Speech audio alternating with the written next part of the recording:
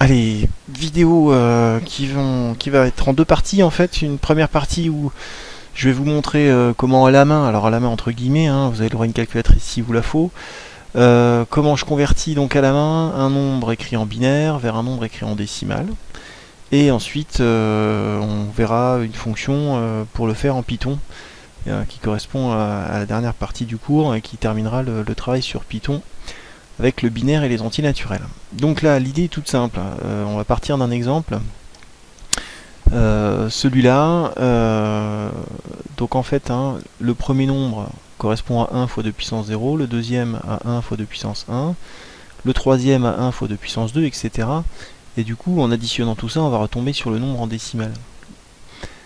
Donc le premier 1 fois 2 puissance 7, etc. Alors, quand on fait ça, le plus simple, c'est toujours de commencer par le dernier, parce qu'on risque de se tromper dans les puissances.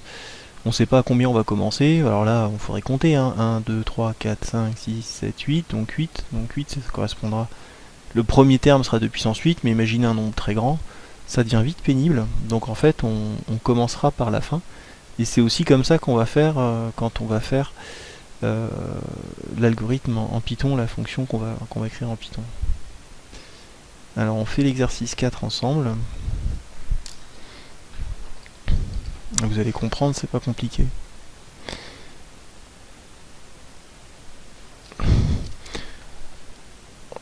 Je leur écris 1, alors 0, 0, 1, 1, 0, 0, 1 en binaire. C'est égal à 1, donc je prends le dernier. 1 fois 2 puissance 0, plus 0 fois 2 puissance 1, plus 0 fois 2 puissance 2,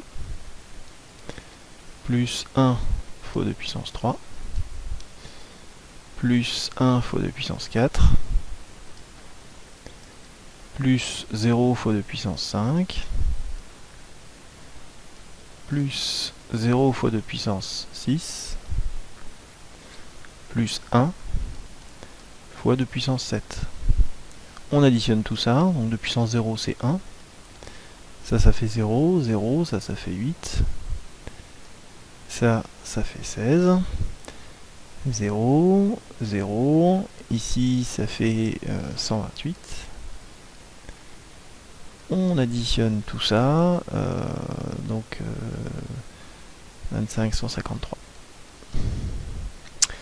Et voilà cet exemple-là. Donc rien de compliqué, hein, vraiment rien de compliqué. On part du premier, c'est 1 fois 2 puissance 0, le deuxième 0 fois 2 puissance 1. Donc à chaque fois, on incrémente les puissances de 1, on ajoute tout ça, et on obtient la réponse. Ok, donc maintenant que vous avez compris, hein, c'est très simple, vous pouvez vous entraîner hein, si vous voulez, mais c'est vraiment pas compliqué.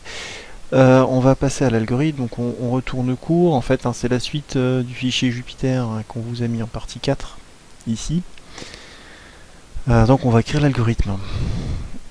Alors, binaire en décimale. Donc ça prend au départ une liste. Et ça va renvoyer un entier positif. Je peux commenter cette fonction, enfin la documenter. Paramètre, ça va être une liste qui correspond à l'écriture, à l'encodage, ouais, allez, à l'encodage en binaire d'un entier naturel.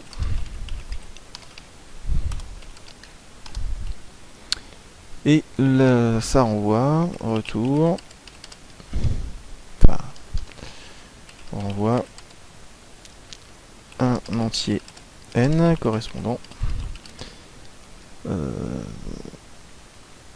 au nombre codé par L.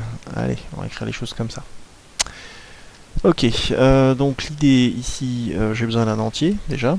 Donc j'ai besoin d'une variable que je vais appeler n. N parce que j'avais appelé ça n dans la partie précédente. Et puis c'est tout. Alors quand vous rappelez-vous de ce qu'on vient de faire, hein, finalement je commence par le dernier. Donc c'est plutôt que d'aller chercher le dernier dans une liste en Python, ce que je vais faire c'est que je vais retourner la liste et je vais travailler sur la liste retournée. Donc je vais faire un l.reverse. Ça y est, la liste est retournée. Je vais me déplacer dans cette liste, et puis à chaque fois je vais ajouter le quotient indexé par la liste fois 2 puissance i. Donc je me déplace dans la liste, len de L, donc je vous rappelle, len de L c'est la longueur de la liste. Qu'est-ce que je vais faire? Bien, dans n, je vais ajouter n plus 2 puissance i fois l'élément indexé par i. 2 puissance i fois l'élément indexé par i, je vous remontre, ça correspond à ça. Donc je retourne ma liste, L de 0 c'est le 1 du coup, 1 fois 2 puissance 0, L de 0 fois 2 puissance 0, L de 1 fois 2 puissance 1, L de 1 c'est 0, fois 2 puissance 1, L de 2 fois 2 puissance 2, L de 2 c'est 0, L de 2 de puissance 2, L de 3 de puissance 3, L de 3, 0, 1, 2, 3 c'est 1. Voilà comment ça marche, voilà l'idée. On a déjà travaillé sur les algorithmes qui permettent d'additionner des éléments d'une liste. En fait, c'est la même chose, sauf que je rajoute les 2 puissances i, tout simplement. Ok, et puis je vais renvoyer, du coup, tout simplement, n. Non, je rassocie une indentation.